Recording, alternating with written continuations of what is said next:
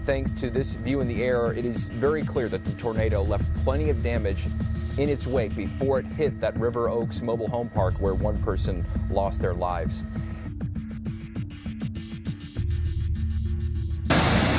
The scale of the flooding has been difficult to believe. In southwestern Peru, it almost submerged this bridge.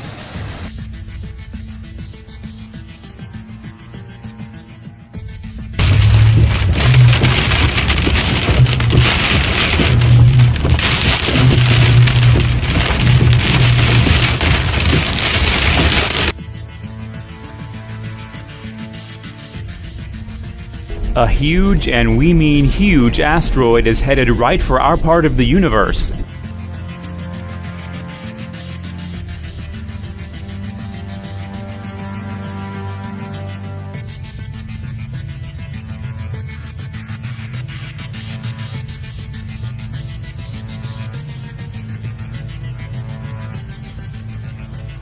Preliminary evidence suggests a gas-related explosion. That investigation is ongoing. The initial impact appears to have been caused by plumbing and gas work that was occurring inside 121 2nd Avenue. FDNY and all our first responders have responded. It is now a 7-alarm incident for FDNY as they've been battling heavy fire conditions. So far have contained the fire to those 4 buildings. That's an ongoing operation. The mayor said 3 of the 12 were in critical care. Smoke from the blaze could even be sensed at nearby New York University and Washington Square Park. The area of the fire was evacuated, and the city's health department advised the residents to keep their windows closed.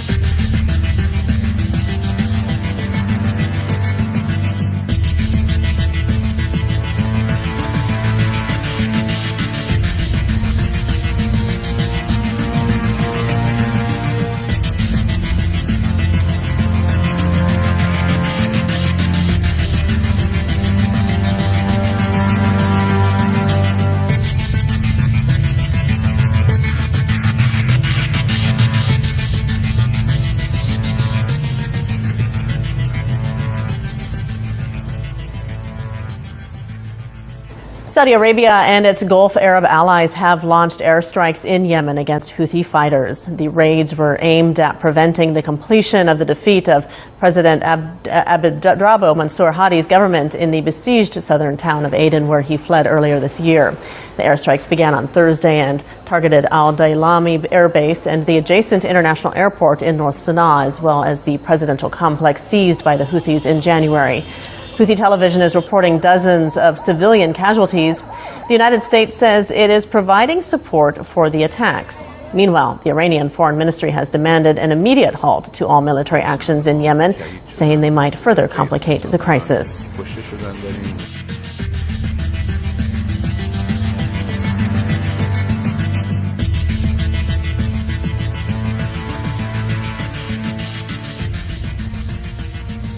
Some more residents criticizing the National Weather Service for the lack of warning they got Wednesday night. The tornado warning from the NWS was issued minutes after News 9 and others spotted the rotation on the ground. News 9's Jessica Hawley has more on what the city and the National Weather Service now saying about that night. And we're going to go ahead and say tornado warning. Let's just get this over with. That was around 6:35 Wednesday night, 5 minutes before the city of Moore sounded their tornado sirens and 8 minutes before the tornado warning was actually issued for North Cleveland County. 6:40 p.m. is whenever our emergency management director activated the citywide siren system. The sirens are intended primarily or 100% intended for people who are outdoors. may not have access to the television. Rick Smith, warning coordinator meteorologist for the Norman Weather Center, called the weather event that unfolded that night complicated but not unheard of. The character of the storm and what we were seeing on radar, the main threat that we believed was going to happen was a big, broad area of damaging winds, hurricane force winds. Shortly after meteorologist David Payne issued his own warning, News 9 began showing the first video of what appeared to be a tornado touching down in Moore. It took some time. Even seeing pictures on television sometimes it's difficult to pinpoint exactly where that is. You think you have a situation over here where it looks like we might have a developing tornado, and then 2 minutes, 3 minutes later, that area has now focused somewhere else. So things, they changed instantly. In addition to the lag in issuing a warning, more residents were confused by seeing this tweet and images on TV showing something completely different. When we were saying there is no tornado in southwest Oklahoma City, we had yet to see the images on television. That had not happened yet at that time. That was Jessica Hawley reporting for us. Everyone we spoke with, from NWS to the City of Moore to David Payne, said this: you need to be weather aware on days like these, even if there's not a tornado warning issued.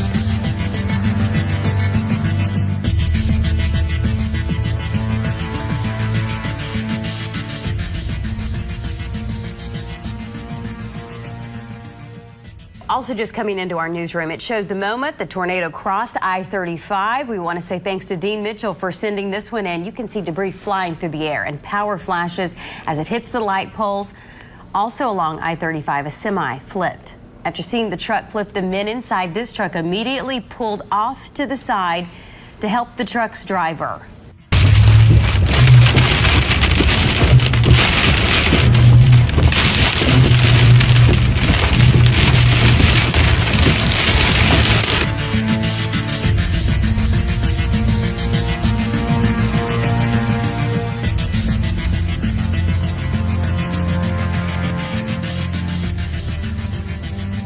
Information on the deadly tornado that moved across Sand Springs Wednesday night. This is Sky News 6 HD tracing the path of the storm. Right now, the National Weather Service says the EF2 tornado was nearly a half-mile wide and was on the ground for almost 10 miles. The wind speeds reached, we're told, 135 miles an hour. One of our storm spotters caught it on camera as it passed over Highway 51. And thanks to this view in the air, it is very clear that the tornado left plenty of damage in its wake before it hit that River Oaks mobile home park where one person lost their lives. And now our coverage continues with what we're learning about the man killed in Wednesday's storms. News on 6 reporter Emery Bryan is back at the River Oaks mobile home park with new information. Emery? And that is 41-year-old Aaron Lakey is his name, and he lived at the end of this road right down here in this mobile home park here in Sand Springs. Lived and died here, in fact, with his father at this same house. Firefighters and sheriff's deputies say that when they responded out here to the scene, they found both of them buried under some rubble. The son, Aaron Lakey, was calling out for help. And when they went to where he was covered with debris. They couldn't immediately get him out, but he was telling firefighters about his father, who was nearby, also trapped by debris. Ended up pulling the 70-year-old father, Larry Lakey, out of the debris. He had been partially trapped by a propane tank that had fallen on him or rolled on him at some point in this storm. But he managed to be rescued. And he is alive today, but his son, the 41-year-old Aaron Lakey, ended up dying. And we want to show you some video of exactly where this happened. This is on the west end of this mobile home park where the storm first hit these homes. And it seemed to us, just from a layman's point of view, where the most damage occurred. The home there was just obliterated. This mobile home left to pieces, not many recognizable pieces of the structure left behind from what we could see here. But that is where this man died and where his father was rescued. As it happened, the father, 70-year-old man, that was his birthday, Wednesday, when this tornado happened, when he got a second chance at life. But of course, his son ended up dying here at the scene. Now, we also want to tell you about what's going on here today. There's been a huge response by volunteers out here at the scene, and this didn't just start today, but it has really ramped up. These are volunteers from Oklahoma Baptist Disaster Relief cutting a tree off this mobile home here. Of course, they do this work for free and do it all over the country. But today they're getting a chance to do some of that work here. We've also seen the Seventh-day Adventists, of course, the Salvation Army. A Red Cross truck is passing us by right now. Lots of help out here available at this scene. The Sheriff's Department tells me they're having some meetings right now to try to get some extra coordination help because there is so much help available and so much help needed. They're trying to get that a little bit more coordinated throughout this day, and of course we'll have an update for you on the situation later on the news on 6. Reporting live in Sand Springs, Emery Bryan, News on 6.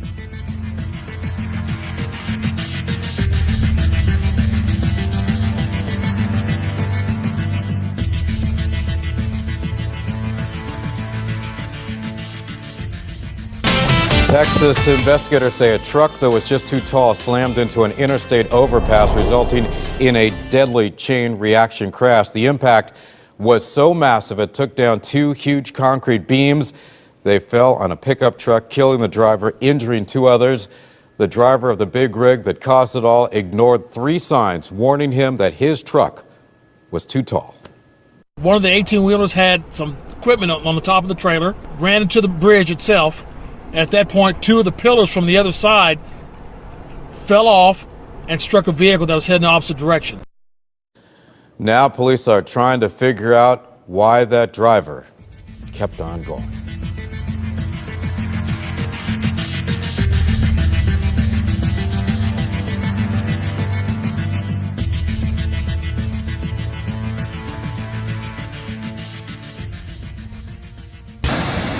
The scale of the flooding has been difficult to believe. In southwestern Peru, it almost submerged this bridge. Further north, the rain brought down this landslide right in front of emergency workers. The country's president has declared a state of emergency here. With roads blocked, communities are cut off and supplies are running low.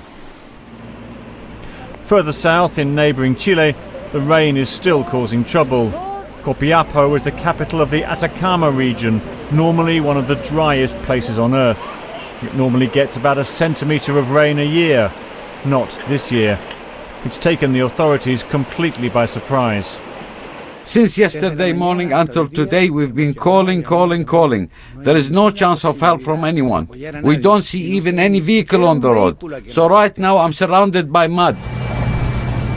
Some help is getting through, but helicopters are the only way to get around, and they're overwhelmed. Here they rescue people trapped in a collapsing house. This water should have fallen as snow high up in the mountains.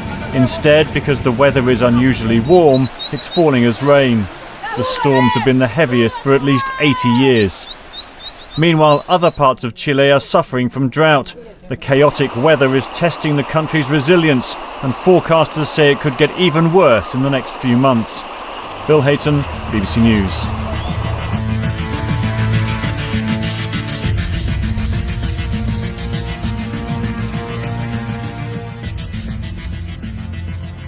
Us. Water is life, but for one man, it means even more. 23 ABC's Stephen Hicks was in Kernville today to see how the drought is affecting local businesses there. You know, depending on if the flow is doing, we could do it in rafts. John Stallone has worked at Mountain and River Adventures for the past 28 years. During that time, he's been dependent on one industry. It is rafting, without a doubt. This year, he is one of the few rafting companies in Kernville, planning to stay open. Rafting usually keeps him busy half the year. Now we're probably just looking like 2 months, maybe 2.5. We'll see if we can stretch it out. Standing on the banks of the Kern River, things may look all right with the swift current, but it's actually at a historic low. The water level comes from the snowpack, which this year looks to be bare. These were taken upstream at Mineral King on the same day, March 25th, going from 2008 until this year, when it's hard to find any snow. It's forced Stallone to adjust. His livelihood depends on the river. Things are dry, and you just gotta adapt and have a plan. His plan remains the same: give those looking for outdoor fun a diverse set of options, like paddleboarding. This is an alternative, you know. It's not for everybody, but it is for those who want a challenge and a new sport under their belt. He offers everything outdoors, from camping to climbing, kayaking to mountain biking. Anything to stay afloat in this drought. We'll get through it, and just hopefully this is some way things start turning around. You know, there's no way of changing it, so either we work with it or shut down. In Kernville, Stephen Hicks, 23 ABC. And Stallone usually takes his first mountain biking group up the mountain after Memorial Day, after the snow melts, but this year he took his first group up there today.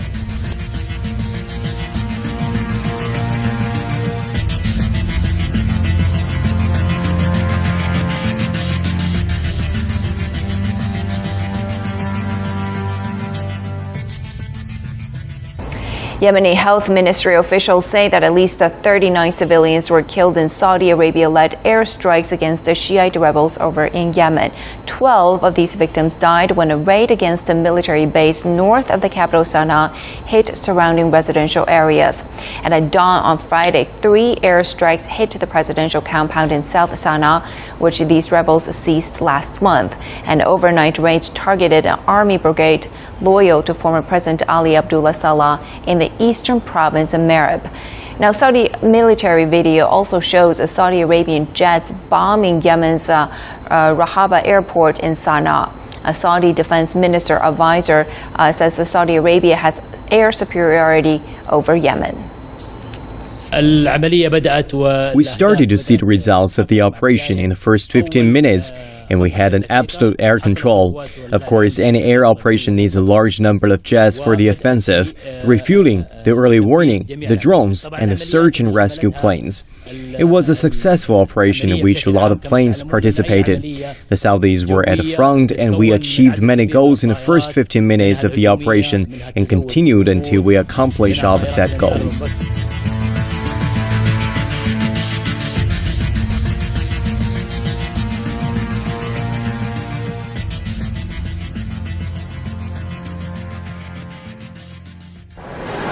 Update for you on the breaking news we reported at the top of this news hour at Pentagon City Mall, where they've had to evacuate that huge retail center after a bomb threat. Arlington police reporting the threat came in about 2 hours ago. They started an immediate search, and thus far nothing's been turned up. Bomb-sniffing dogs are also being used in the sweep.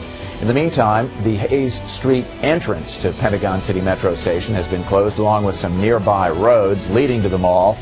Stand by throughout the afternoon. We'll bring you updates as we get them.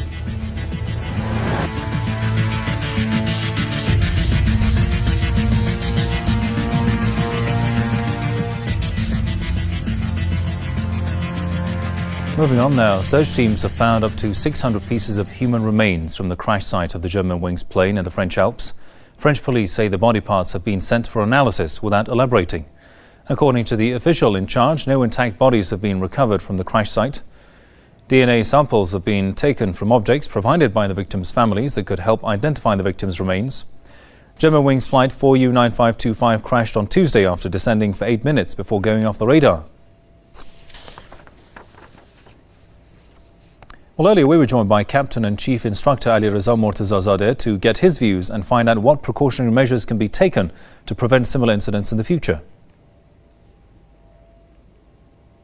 Before the pilot is recruited, they have to go through this screening test, which is a complete examination of all the skills and especially psychological side of the person. So we expect that this must have been done also by Lufthansa, which is a big company in Europe, and usually most of the European companies, they do this complete screening before they recruit a pilot. Well, it is compulsory for all airplanes now to have these very strong doors. These doors are meant to keep the persons away from the cockpit, because any intruder who wants to enter the cockpit should be stopped. And the procedure is that it can be opened only from the inside. or there is also an emergency system. When nobody answers from inside, it can be opened by an emergency code. But when the person denies from inside, it is impossible to break down this door, because it is even proved for a grenade, and it is really a very strong door. But now it is the question that if this happens from inside, what we should do. A lot of companies, they have initiated their procedures regarding this already. And that means that when the person is alone inside, because usually the captain or the first officer, after the aircraft is at cruise level and is flying steadily, is allowed to leave the cockpit for a few minutes. But now they are making new procedures that both pilots should be present from the beginning of the flight to the end. They should not. They have not specified the pilot. It can be a crew member. Maybe when one person leaves, another crew can join and stay in the cockpit during the time that the pilot or the first officer is out.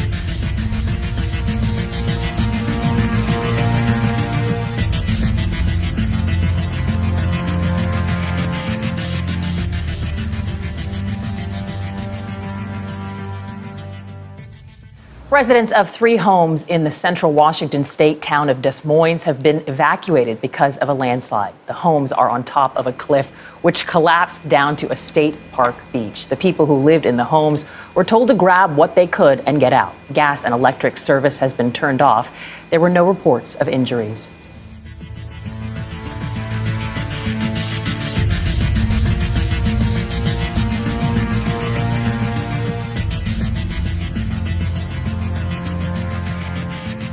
Turning now to those nuclear talks with Iran. The deadline for agreeing on at least the outline of a deal is Tuesday. Margaret Brennan is in Lausanne, Switzerland, site of the talks with the latest on how things are going. Margaret, good morning. Good morning. Well, here in Lausanne, talks have turned tough, and negotiators say very serious in the past 24 hours. That explosion of violence in the Middle East has only added to the tension. Hanging over the nuclear negotiations is a Middle East in disarray, where an extraordinary dynamic is unfolding.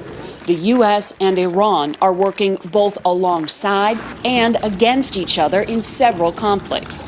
The U.S. is on the opposite side of Iran in Yemen, on the same side in Iraq, and against the Iranian-backed Assad regime in Syria. It's really about what would make countries in the region safer. State Department spokeswoman Marie Harf said preventing Iran from building a bomb will contain at least part of the threat they pose.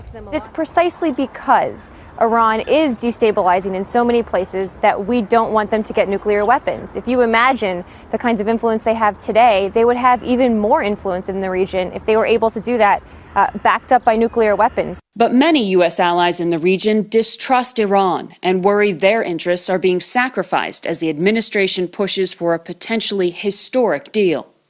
Saudi Arabia, in particular, feels immediately threatened by its longtime foe. Iranian-backed militias in neighboring Yemen, Iraq, and Syria are only growing in strength. Democratic Senator Robert Menendez thinks allies should be concerned. A deal with Iran would only limit, not scrap, its nuclear capability and could embolden it. What we will have done is bought time, but not stopped Iran's march towards nuclear weapons, and a future president and the world will face a potentially nuclear-armed Iran, and that is not in the national interest or security of the United States or our allies. And there's also the possibility that these talks could fail altogether. U.S. negotiators say if that happens, President Obama will have to make a tough decision about whether he's willing to confront Iran and force it to stop its nuclear program. Benita? Margaret Brennan in Lausanne, Switzerland. Margaret, thank you.